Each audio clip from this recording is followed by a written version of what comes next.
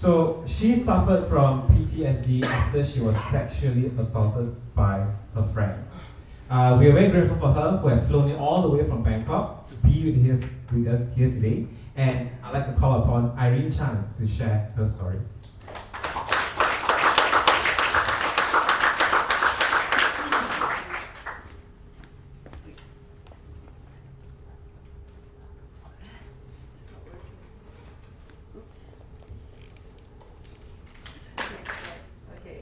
Good evening. Okay, sorry for the snafu. Anyway, PTSD, sexual assault, trigger words, right? But it happens all the time, and so many of us just don't talk about it. So today, that's what I'm going to be talking about. So, a bit of a background story. So basically, 5 years ago, I was out on a night for drinks with friends. It was like one of my friends' bar opening. He was a big DJ, so everyone showed up. And I got really, really drunk that day. I went without having my meals. Terrible idea. So what happened is, at 2 a.m., I found myself still hanging out with 3 of my best friends. They were there to make sure I was fine. And one of them, who was one of my best friends at the time, my absolutely closest friend, someone that I hang out with on a regular basis. I hang out with his family, his sisters, my friend.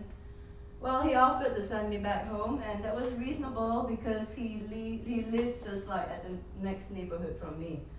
So I said, okay. Everyone said fine.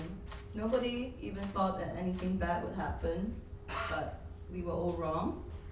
So what happened is, I woke up, we were parked in front of my house, and he was touching me. At first I was so disoriented and so confused, I didn't even know what was happening.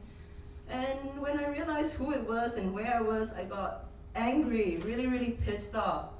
Being pissed off is really good for actually triggering some action. So I made a sound, I moved my arms and legs, and I basically scrambled out of the car, realized I had no house keys. So I climbed the fence and got into the house somehow. There's a hidden key outside. So it took a while for things to sink in. I was really numb and shocked. And by the time the gravity of what just happened sank in, I was so traumatized. The first emotion was shock. I was like, what? How the hell did that happen to me? I was shocked, I was confused, I was just in denial. And after that, I started asking myself, I felt so guilty and so scared. I'm like, what did I do to encourage him? Did I say something? If not, how could he actually do that? Anyway, I started crying a lot, and not because I had self-pity, I was just felt so betrayed. I didn't know how to process it. Started getting nightmares, started having flashbacks, those were the worst, and basically it was PTSD, but I didn't even realize it until much later on. So, and to be honest, the assault itself was really horrible, but what was even much, much worse was what people said to me in the aftermath. And this is what I want to talk about today. Basically how to handle people who are suffering from PTSD. So most of us are really shit at dealing with people who are hurt. So I decided to be a bit more inclusive today. My original article was about sexual assault and women, but I realized in the last few months that everyone can get hurt one way or another. There's abuse, domestic abuse, trauma happens when you get robbed. You don't even need to get raped or assaulted. You get like beaten up. And how do you deal with people who are suffering in the aftermath? So, well, this is related to my case, but I'll elaborate later on. The first one is, if you were my girlfriend, I'll keep you locked up for your safety. I would never allow you out again. This is so bad. Why? You would say that this is normal and predictable kind of response. But firstly, it was so dehumanizing. Basically, I felt like an object that had to be put away safely by my male owner person. It's terrible. And secondly, the more problematic bit was, it's like low-key blaming the fact that I was drinking and out for what happened. So basically, one analogy I'm gonna give is, there's a cake on the table, you don't know who it belongs to, it looks delicious, but if you have courtesy and common sense, you're not just gonna cut a slice out and eat it, right? Same applies to enforcing sexual acts on people, except it's a really bad analogy. Cakes are inanimate objects, human beings are people. So the next point I'm going to move on to is, why are you still not reporting it to the police? You're letting him get off scot-free. So this one is very controversial. I've gotten a lot of criticism on Facebook for it. And yeah, I chose not to report. I had my reasons. I used to work closely with lawyers and doctors, so I understand the procedures, and I just didn't feel I was up for it. I didn't want to, and I settled it in my own way. I spoke to my friend's sister about it. So, but those are irrelevant. My point is, we always try to force people who got hurt into doing things that they don't want to. It might be the right thing to do, but you're not respecting them, you're not respecting their wishes. They are hurt. You want them to do something, you're trying to force your will on them.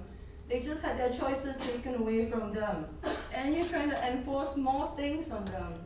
That's wrong. So, yeah, don't. And third one is classic.